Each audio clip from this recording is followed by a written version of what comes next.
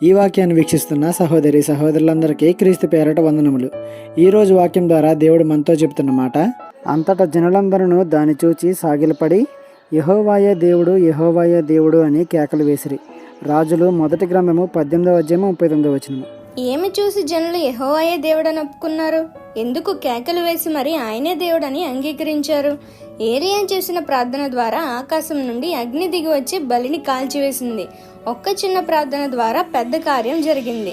అదే స్థలంలో అన్యులు చాలా హడావిడి చేశారు, కానీ ఉపయోగం ఏమీ లేదు. కానీ ఏమీ చేయకుండా సైలెంట్గా ఉంటూ తన వంతు వచ్చినప్పుడు ఏలియా ప్రార్థించాడు దేవునికి. అది కూడా విస్తారంగా కాదు, ఒక్క నిమిషం ప్రార్థన మాత్రమే. బహిరంగంగా చేసిన నిమిషం ప్రార్థనకు జవాబు వచ్చిందంటే ఏలియా వ్యక్తిగతంగా ఎవరూ లేని సమయంలో ఎంతగా దేవునికి ప్రార్థించి ఉంటారు, ఎంతగా ఆయనతో సమయాన్ని గడిపి ఉంటారు. ఒకసారి ఆలోచన చేయండి. ఒక దైవజనుడు ఇలా అన్నారు: బహిరంగంగా తక్కువగా ప్రార్థన చేసేవారు ఒంటరిగా ఉన్నప్పుడు ఎక్కువగా ప్రార్థిస్తారంట.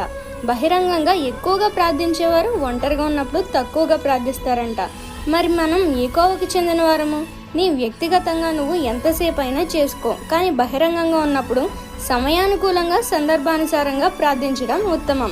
ఈ చిన్న సువార్త పరిచర్యలో మీ సహోదరులు. God bless you. ఆమేన్.